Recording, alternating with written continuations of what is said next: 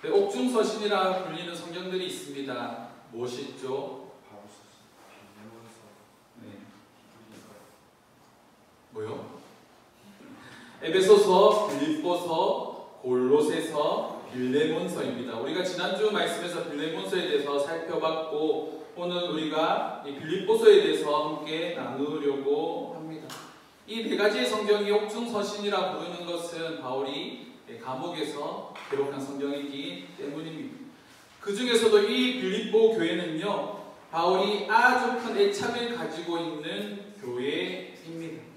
이 빌립보 교회가 가지고 있는 한 가지 타이틀이 있습니다. 그게 뭐냐면 유럽에서 처음 세워진 교회입니다. 그런데 유럽에서 처음 세워진 교회인데 대부분의 교회들이 유대인 해당을 중심으로 이렇게 말씀을 전하고 거기서 회심한 사람들이 중심에 대해서 세워진 교회라고 한다면 빌립보 교회는 이방인들을 중심으로 세워진 첫 번째 교회입니다. 이 처음이라는 단어가 헬라어로 아르케라는 단어입니다.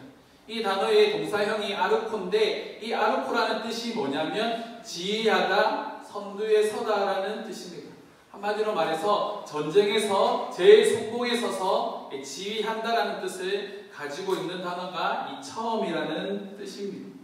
다시 말해서 이 처음이라는 단어는 하나의 기준이 되는 거죠. 전쟁에서 제일 먼저 앞서 나가는 장군이 어떤 모습을 하는가에 따라서 전쟁의 승패가 좌우될 때가 있습니다. 전쟁에 나가는데 그 앞에 서 있는 장군이 두려워하면서 망설이고 있으면 뒤에 있는 군사들도 사기가 떨어지게 되어 있는 거죠. 그래서 전쟁을 선포하는 그 자리에 제일 선두에 선 장군은요, 가장 용맹하게 그 화살이 빗발치는 그곳을 향하여서 제일 먼저 뛰어드는 겁니다. 처음이라는 것이 참으로 중요하죠. 왜냐하면 처음은 기준이 되기 때문입니다. 바울에게 숙제가 하나 있습니다. 이 빌립보스 교회가 세워져 가는 과정을 잠깐 살펴보면 바울이 처음에는 아시아로 가서 복음을 전하려고 마음을 먹었습니다.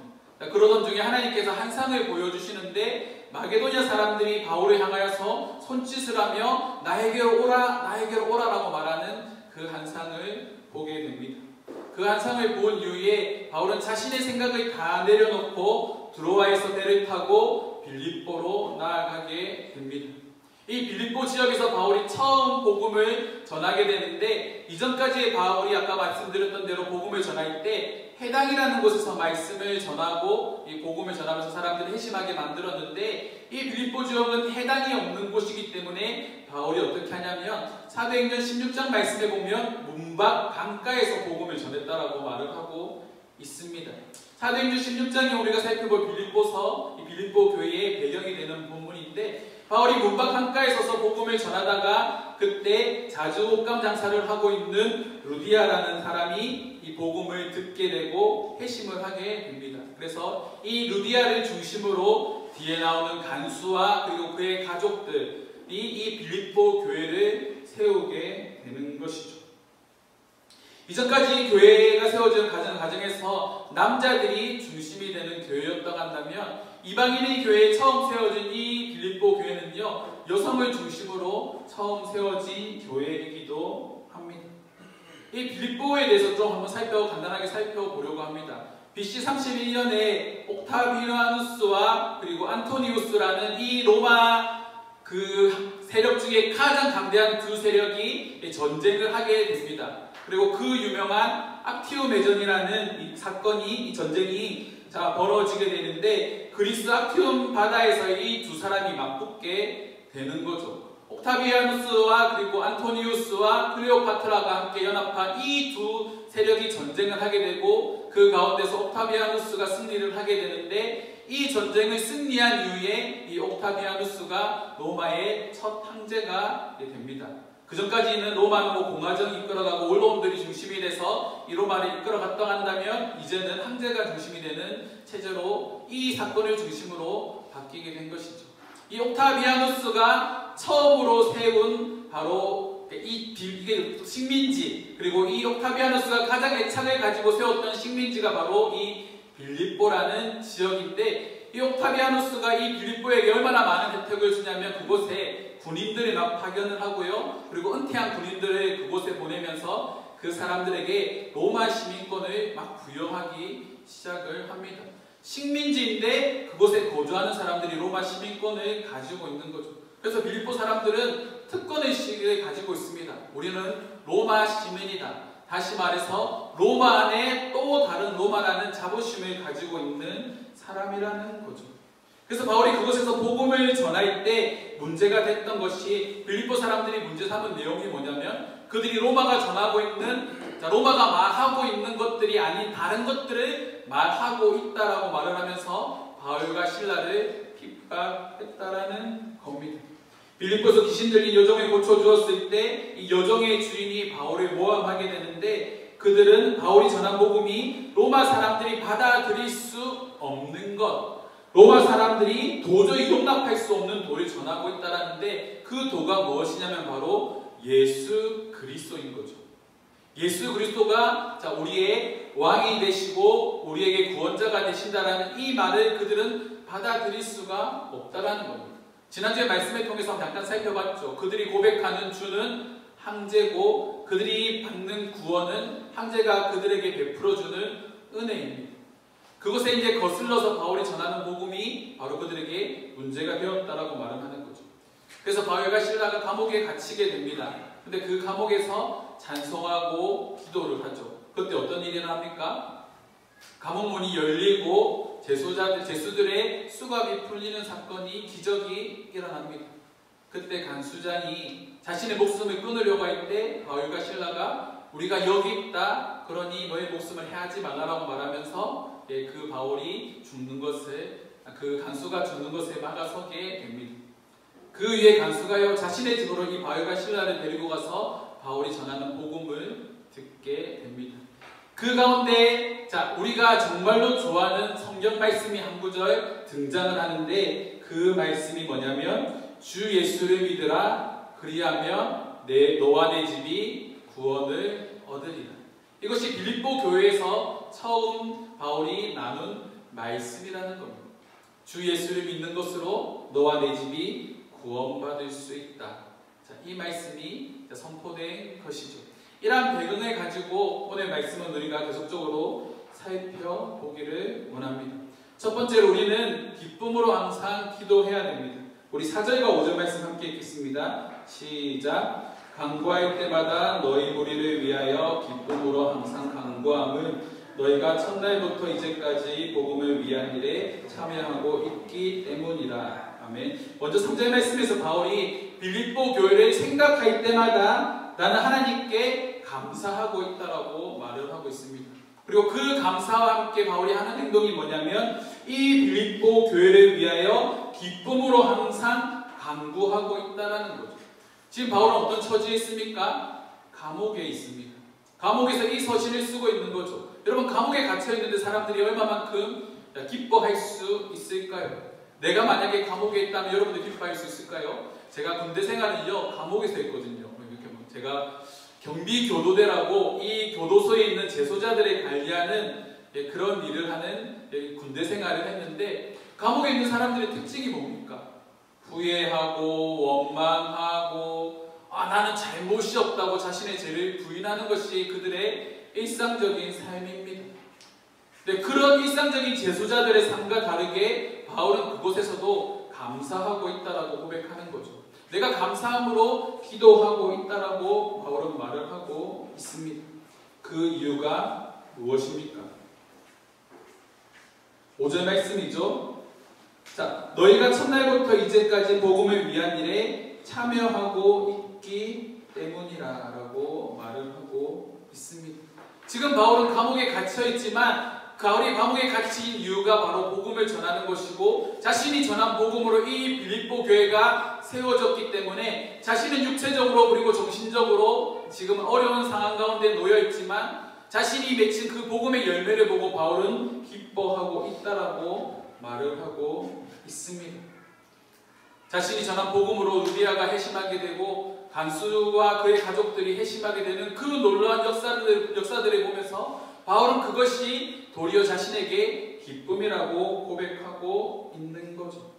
일제강점기 시대에 17번이나 감옥에 갇힌 이월록이라는 사람이 있습니다. 우리에게는 이육사라고 알려진 사람이죠. 이 이육사라는 시인은 태생적으로 몸이 약한 사람입니다.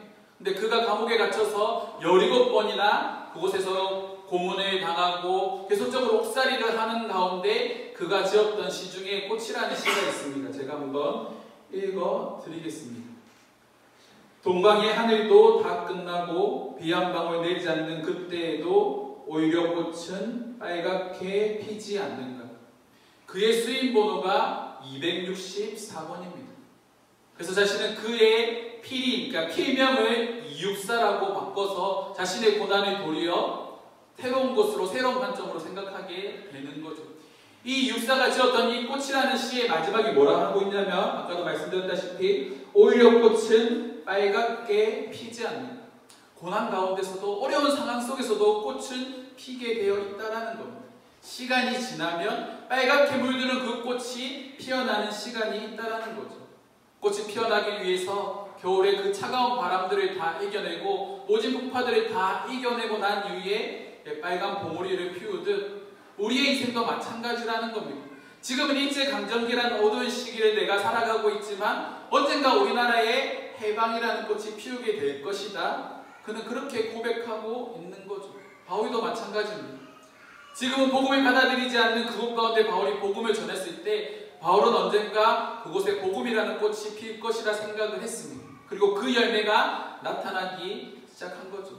그것이 바울에게 있어서 큰 기쁨이라는 겁니다. 더 감사한 제목이 뭔지 아십니까? 아까 읽었던 5절 말씀인 거죠. 첫날부터 이제까지 여전히 그들이 복음 가운데 참여하고 있다는 겁니다. 그들이 바울의 복음을 듣는 것으로 그치는 것이 아니라 이 복음에 합당한 삶을 계속적으로 살아가고 있다는 그 소식이 바울에게 있어서 기쁨이 된다는 겁니다. 자, 이 말씀을 우리에게 한번 적용해 봅시다. 우리가 하나님의 기쁨이 되기 위해서는 우리는 무엇을 해야 될까요? 하나님은 이 땅의 교회를 통하여서 하나님의 복음을 전하는 일에 참여하게 하십니다. 힘든 상황 속에서도 복음을 전하는 것을 잊지 않고 복음 가운데 든든하게 세워져 가기를 하나님께서는 원하신다는 거죠. 요즘 이 일들을 위해서 기도하는 중입니다. 모두가 힘들다고 말하는 이 시기이지만 다시 교회가 복음 앞에 바로 서고 복음에 합당한 삶을 살아내는 것, 하나님께서 우리에게 베푸신 그 사랑을, 그 복음을 세상 가운데 흘려보내는 것, 그것이 우리가 복음에 참여하는 삶이지 않겠습니까? 그리고 그것을 위해서 우리가 해야 될 것이 있는데 바로 어떤 상황 속에서도 우리는 기쁨으로 기도해야 한다는 겁니다. 우리가 이 빌립보서 말씀을 보면서 우리가 주목해야 될 표현이 있습니다. 이 가운데 바울의 시선이 어디로 향하고 있는가? 바울이 기뻐할 수 있는 이유, 바울의 시선은요, 철저하게 하나님을 향하여 있다라는 겁니다. 3절 말씀에 내가 너희를 생각할 때마다 나의 하나님께 감사하며, 바울은 모든 감사의 제목을 하나님께로부터 찾습니다. 자신이 고난을 당하는데도 감사하다고 고백하는 거죠. 왜요? 왜 그렇게 고백할까요? 자신의 이 고난을 통하여서 하나님께서 하실 그 일을 바라볼 수 있는 믿음이, 능력이, 시력이 그에게 있기 때문입니다. 저와 여러분들께 그러한 힘이 있기를 원합니다. 오늘 아침에 제가 이찬수 목사님, 이재철 목사님의 이 잠깐 에세이를 잠깐 들으면서 이제 운전을 하고 있는데 그 목사님께서 그런 말씀을 하시더라고요. 왜 우리에게 눈이 두 개인지 아십니까? 우리에게 눈이 두 개인 이유는 서로 다른 것을 보기 위함입니다. 많은 사람들이 외눈박이의 인생을 살아간다라고 말씀을 하시더라고요. 한쪽 눈을 가리고 한쪽 눈으로 세상을 바라보고 있다는 겁니다. 네, 목사님께서 말씀하시는, 우리가 봐야 하는 우리의 시선은 어떤 것입니까? 한쪽 눈으로 세상을 바라보는 것이 아니라 한쪽 눈, 그 이면에 있는 다른 눈, 다시 말해서 믿음이라는 눈을 가지고 세상을 바라볼 수 있는 능력이 우리 가운데 있어야 한다는 거죠. 그것이 우리의 감사의 제목이 될 수 있다는 겁니다. 나의 상황이 어렵고 힘들지만 내가 감사함으로 기도할 수 있는 것, 내가 세상을 바라보는 하나의 시선이 아니라 믿음이라는 눈으로 세상을 바라보는 그 시선 때문에 우리가 기뻐할 수 있다는 거죠. 내가 아무것도 가진 것이 없지만 하나님으로 인하여서 기뻐할 수 있다. 여러분은 그것을 고백할 수 있습니까? 나는 세상에 아무것도 없어도 주님 한 분만으로 만족할 수 있습니다라고 여러분들 믿음으로 고백할 수 있는가요? 그렇게 아직 고백하지 못한다면 우리는 여전히 외눈박이의 삶을 살아가고 있는 거죠. 우리가 만족하고 우리가 충만하게 누려야 할 대상은 오직 하나님밖에 없습니다. 그런 삶을 살아가는 저와 여러분들이 되기를 원합니다. 역사의 씀이라는 책이 있습니다. 이 책의 저자가 최태성이라는 역사 교사인데 이 사람이 하는 말이 있습니다. 그 책에 보면 이런 문구가 있습니다. 꿈은 명사가 아니라 동사여야 한다.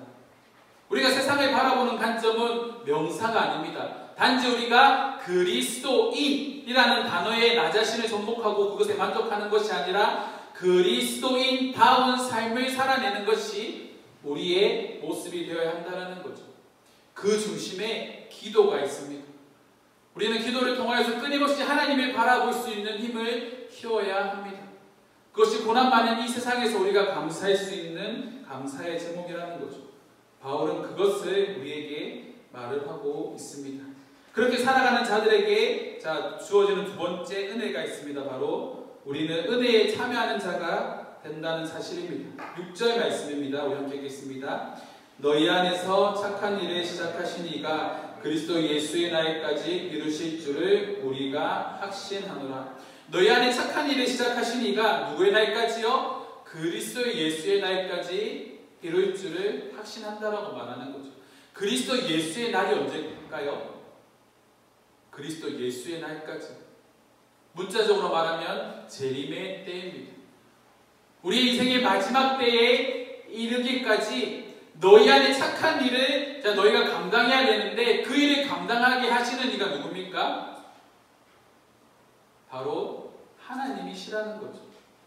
너희 안에 함께 하시는 그 성령 하나님을 통하여서 너희가 예수의 날까지 이르는 날까지 너희의 믿음을 지켜내라. 너희에게 맡겨진 그 믿음의 삶들을 잘 감당해내라. 바울은 그것을 빌립보 교회를 향하여서 말을 하고 있다라는 겁니다. 그리스도인의 삶의 주체는요, 내가 아니라 하나님이 되십니다. 우리 안에 착한 일을 시작하신 이가, 우리에게 복음을 깨닫게 하신 그 이가 그리스도 예수의 날까지 우리와 함께 하심을 믿고 믿음으로 살아내는 그 삶을 너희가 끝까지 살아내야 한다라고 바울은 말을 하고 있는 거죠. 교회를 개척하고 난 이후에 지금까지 끊임없이 느껴지는 하나님의 손길이 있습니다. 우리가 교회를 이전하고 와서 사실은 재정적으로 어려움에 놓였습니다. 여러분들에게 잘 내색을 하지 않지만 저런 목사로서 매달 고민이 뭐냐면 어떻게 하면 이 한 달을 잘 넘길 수 있을까에 대한 고민들을 항상 하고 있습니다. 근데 참으로 신기한 건 그 어려운 순간마다 항상 생각지도 않은 재정들이 우리 교회 가운데 흘려 들어온다는 거죠. 제가 주보에 이 외부에서 들어온 헌금들을 이렇게 기록하지 않습니까? 여러분들 자세히 그 내용들을 보십시오. 우리가 하는 그 감사의 제목보다 외부에서 들어온 헌금들이 훨씬 더 우리 교회에 많이 있다라는 겁니다. 그것이 우리에게 은혜가 아닐까요? 단지 그들이 보내는 물질뿐만이 아니라 끊임없이 그들이 우리 교회를 위해서 기도하고 중보하고 있는 사람들이 참으로 많이 있다라는 겁니다. 이번 달도 마찬가지입니다. 저희 교회 5년 동안 여전히 후원하고 계시는 한 집사님이 계십니다. 그분은 혼자 신앙생활을 하시고 자식과 남편 몰래 CTS에서 저희 교회가 사역하는 모습을 보고 저희 교회를 5년 동안 후원하고 계신 분이십니다.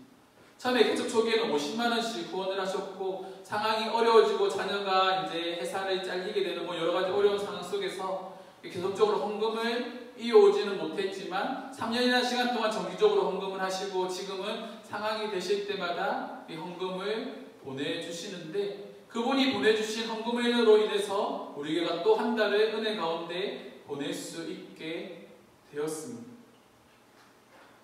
수많은 사람들이요 하나님의 은혜에 참여하고 있습니다. 이게 참 놀랍죠. 수많은 사람들이 개 교회를 외치고 자기 교회를 중요하게 생각하고 우리 교회만 세워가는 일에 자신의 모든 것들을 다 쏟아내고 있는 이 시대에 여전히 다른 교회를 바라보고 아니 하나님 나라를 바라보고 하나님 나라의 선대에 서서 사역을 하고 있다고 생각하는 그 교회를 위하여서 지금도 기도하고 물질을 흘려보내는 분들이 우리 주위에 너무나도 많이 있다라는 겁니다. 그래서 우리 교회가 걸어가는 길들이 참으로 중요한 거죠. 여러분들도 마찬가지입니다. 여러분들 중에 신앙생활에 1세대인 분들이 있습니까? 믿지 않는 부모님들 밑에서 신앙생활을 하고 있는 분들이 있습니까? 그렇다고 한다면 여러분들이 처음이 되어야 한다는 거죠. 선두에 서서 믿음의 삶이 무엇인지, 예수를 믿는 것이 무엇인지를 보여주는 그런 삶으로 우리가 나아가야 한다는 겁니다. 바울은 7절에서 다음과 같이 말합니다. 너희가 다 나와 함께 은혜에 참여한 자가 됨이라. 다 나와 함께 은혜에 참여한 자. 이 말도 한번 생각해 봅시다. 바울이 말하고 있는 은혜가 무엇일까요? 빌립보 교회는 지금 예수를 믿고 복음을 받아들임으로 그들은 이 교회를 하나님의 기쁨이 되는 교회로 세워가고 있습니다. 근데 그 이면에 복음을 전했던 바울은 고통 가운데 있습니다. 근데 바울이요, 은혜에 참여하고 있다라고 말을 하는 거죠. 놀랍지 않습니까? 자신은 고난 가운데 있지만 빌립보 교회는 든든하게 세워져 가는 모습을 보면서 너희가 은혜에 참여하고 있다라고 말을 하고 있는 거죠. 사랑하는 성도 여러분, 우리가 은혜에 대해서 말을 할 때 우리가 오해하고 있는 것이 있습니다. 은혜라고 하는 것이 그저 평탄한 삶을 살아가는 것이라 우리는 생각하죠. 무탈하고 아무런 어려움이 없고 우리가 그냥 세상을 굴곡 없이 편안하게 내가 먹고 싶은 거 누리고 싶은 거 다 누리며 사는 것을 우리가 은혜라고 표현을 합니다. 하지만 성경이 우리에게 말하는 은혜가 뭘까요? 성경이 우리에게 말하고 있는 은혜, 그 은혜는요, 하나님을 바라볼 수 있는 시선입니다. 성경이 우리에게 말하고 있는 그 은혜는요, 어떠한 상황 가운데서도 하나님을 바라볼 수 있는 그 눈을 소유하는 것입니다. 그것이 우리에게 은혜인 거죠. 왜 이것이 은혜입니까? 하나님만을 바라보는 것만으로도 우리에게 기쁨이 넘치기 때문입니다. 하나님께서 우리에게 주신 그 사랑만으로도, 그 사랑의 감격만으로도 우리가 그 은혜에 충만하게 거할 수 있다는 거죠. 죽을 수밖에 없는 나를 위해서 죽으신 그 예수 그리스도의 그 대속의 사랑, 나를 구원하기 위하여서 이 땅 가운데 인간의 육체를 입고 오신 그 예수 그리스도, 빌립보서 2장 말씀에서 말을 하고 있는 하나님의 본체이신 그리스도가 인간의 육신을 입고 이 땅 가운데 오셔서 우리와 똑같은 모습으로 이 땅 가운데 인간의 육체를 입고 오셔서 우리의 죄를 대신하여 죽으시고, 그 죽으신 것으로 그치지 아니하시고 다시 살아나시고 부활하셔서 다시 한 번 더 이 땅에 오신 그 예수 그리스도를 바라볼 수 있는 그 눈을 가지는 것이 바로 우리에게 은혜라는 겁니다. 유사가 지었던 그 시처럼 언젠가 꽃은 피게 되어 있다는 거죠. 언젠가 붉은 꽃은 꽃봉오리를 키우게 되어 있다는 겁니다. 그것이 감사의 제목인 거죠. 다른 것을 바라볼 수 있는 눈, 그것이 세상 사람들과 우리의 다른 모습이 아닐까요? 똑같은 상황이지만 다른 관점으로 세상을 바라볼 수 있는 눈을 가지는 것, 그것이 우리에게 주어진 하나의 특권이라는 겁니다. 우리가 예수를 누리는 삶, 우리가 찬양의 고백처럼 자주 말하잖아요. 예수를 누리며 사는 것, 예수를 누리며 사는 것이 무엇이겠습니까?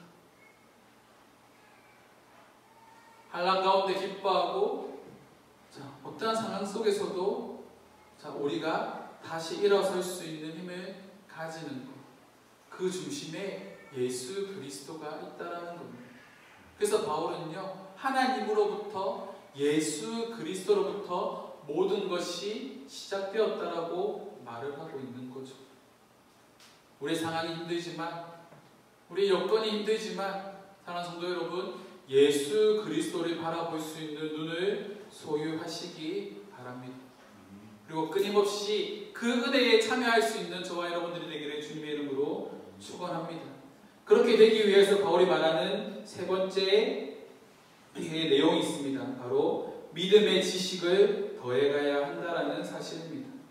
9절과 10절 말씀 함께 읽겠습니다. 내가 기도하노라 너희 사랑의 지식과 모든 총명으로 더 풍성하게 하사 너희로 지극히 선한 것을 분별하며 또 진실하여 허물 없이 그리스도의 날까지 이르고 너희 사랑의 지식과 모든 총명으로 더욱더 풍성하게 하사라고 말을 하고 있습니다. 저 사랑이라는 단어를 수식하고 있는 게 뭘까요? 지식과 모든 총명입니다. 자, 우리가 가지고 있는 이 사랑이 뭡니까? 사랑. 계속적으로 말하고 있는 예수 그리스도의 복음입니다. 나를 위하여 죽으시고 부활하신 그 예수 그리스도의 사랑을 우리가 더 알기 위해서는 바울이 뭐라 말하고 있나요? 지식과 모든 총명함으로 풍성해져야 한다고 말합니다. 다시 말해서 우리가 하나님의 사랑을 깨닫기 위하여서는 바울은 우리의 마음속에 하나님의 말씀이 충만하게 거해야 한다라고 말을 하는 거죠. 하나님의 말씀이 우리 가운데 충만하게 거할수록 하나님께서 우리를 향하신 그 사랑이 더욱더 선명해져 갑니다. 그 사랑을 깨닫기 위해서 우리는 말씀을 공부해야 되고 말씀을 읽어야 되고 말씀을 묵상하고 암송해야 됩니다. 그리고 그 말씀이 나를 지배할 수 있도록 만들어야 하는 거죠. 왜 여러분들의 믿음이, 우리의 믿음이 성장하지 않을까요? 우리는 말씀을 읽지 않기 때문이죠. 하나님의 말씀을 가까이 하지 않기 때문입니다. 지금 나의 신앙생활이 여전히 제자리 걸음이라고 여러분들이 생각하신다면 여러분들이 신앙생활을 하는 모습들을 제대로 한번 살펴보십시오. 시간이 없어서 말씀을 못 읽는다. 바빠서 기도하지 못한다. 바빠서 섬기지 못한다. 봉사하지 못한다. 그 말 이면에 정말 내가 시간이 없는지 정말로 바쁜지 한번 고민해 보시기 바랍니다. 지금은 다양한 형태로 우리의 믿음을 지킬 수 있는 좋은 컨텐츠들이 참으로 많이 있습니다. 운전을 하면서 하나님의 말씀을 들을 수 있는 드라마 바이블 같은 것도 있고요. 우리가 길을 지나다니면서 우리가 음악을 들을 때 그 음악, 세상적인 음악을 듣지 않고 하나님의 말씀을 듣거나 찬양을 듣거나 하는 방법들도 우리의 믿음을 지켜낼 수 있는 여러 가지 방법들이 계속적으로 개발되어지고 있습니다. 우리가 조금만 관심을 가지고 있으면요, 우리의 믿음을 지켜낼 수 있는 수만 가지 방법들이 지금 우리 주변에 많이 있다라는 겁니다. 문제는 뭡니까? 우리의 의지의 문제인 거죠. 바쁘다고 핑계하지 마시고, 여건들이 안 된다고 핑계하지 마시고, 그 없는 상황 가운데서 시간을 만들고 시간을 쪼개서 기도하는 그 시간이 하나님께 얼마나 큰 은혜가 부어지는 시간이겠습니까? 루터가 그런 고백을 하거든요. 학교 공부도 가르쳐야 되고 또 책도 집필해야 되고 성경도 연구해야 되고 하는데 루터가 했던 유명한 말이 있습니다. 나는 바빠서 더 기도합니다라는 그 말입니다. 자신이 감당해야 되는 그 수만 가지 일들을, 수없이 많은 일들을 감당하기 앞서 바로 그 모든 것을 감당할 수 있는 힘을 하나님께로부터 기도를 통해 받는다라고 고백하는 거죠. 사랑하는 성도 여러분, 우리의 의지를 드리는 것이 중요합니다. 바울은 맹목적인 사랑이 아니라 분명한 지식과 총명을 더하라고 말을 하고 있습니다. 아무런 목적 없이 그저 사랑하면서 사랑하는 것이 아니라 그 사랑의 이면에 있는 하나님의 마음을 바울은 먼저 깨닫으라고 말을 하고 있는 거죠. 그것들이 우리 안에 풍성해지기 시작할 때 어떤 일이 일어납니까? 너희로 지극히 선한 것을 분별하여라고 말하고 있습니다. 분별할 수 있는 능력이 생기는 거죠. 하나님의 말씀이 내 안에 충만하기 시작할 때 세상을 분별할 수 있는 능력이 우리 가운데 생긴다는 겁니다. 그래서 바울은 로마서 12장에도 동일한 말을 하죠. 1절 2절 말씀에 너희는 이 세대를 본받지 말고 마음을 새롭게 함으로 변화를 받아 하나님의 선하시고 기뻐하시고 온전하신 뜻이 무엇인지 분별하도록 하라. 분별할 수 있는 능력이 우리 가운데 있어야 한다라는 겁니다. 사랑하는 성도 여러분, 세상을 분별하십시오. 그저 맹목적으로 흘러 따라가는 것이 아니라, 그저 흐르는 대로 그냥 따라가는 것이 아니라 세상을 분별할 수 있는 능력이 저와 여러분들 가운데 있어야 한다는 겁니다. 그 기준이 뭡니까? 하나님의 말씀이죠. 하나님의 말씀이 가라고 하시면 가고 멈추라고 하면 멈출 수 있는 믿음의 의지가, 믿음의 결단이 우리 가운데 필요하다는 사실입니다. 그 의지를 가지는 저와 여러분들이 되기를 주님의 이름으로 축원합니다. 이 말씀과 함께 바울이 빌립보 교회를 향하여 하는 말이 있습니다. 우리 11절 말씀 함께 읽겠습니다. 11절입니다. 예수 그리스도로 말미암아 의의 열매가 가득하여 하나님의 영광과 찬송이 되기를 원하노라. 아멘. 예수 그리스도로 말미암아 의의 열매가 가득하여 하나님의 영광과 찬송이 되기를 원하노라 라는 이 말씀, 여러분들 가슴에 한번 새겨보십시오. 의의 열매, 하나님의 영광과 찬송이 되기를 원한다. 누구를 통해서요?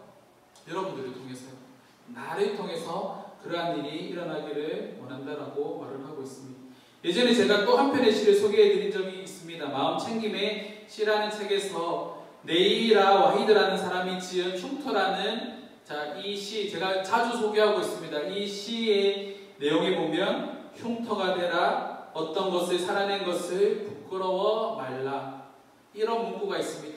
이 문구가 여전히 제 마음속에 계속 이렇게 되뇌이는 문구인데요. 이 문구가 제 마음에 새겨져 있는데, 최근에 이 유퀴즈라는 방송 프로를 보면서 한 성형외과 의사의 이야기가 나갔습니다. 성형외과 의사이면서 이 사람은 타투이스트인데 그분의 이름이 조명신이라는 분입니다. 이 조명신 씨가 했던 작업 중에 유독 눈에 띄는 타투가 있습니다. 우리 사진을 한번 볼까요? 이 소방관의 등 뒤에 하나의 타투를 새겼습니다. 불이 진압하는 가운데 등 쪽에요 큰 화상을 입었고 그것이 흉터가 되었습니다.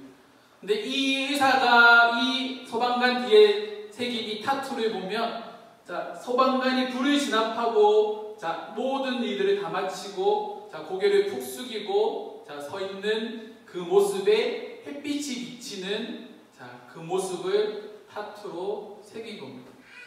이 소방관은 이 흉터가 자신에게 부끄러움이었습니다.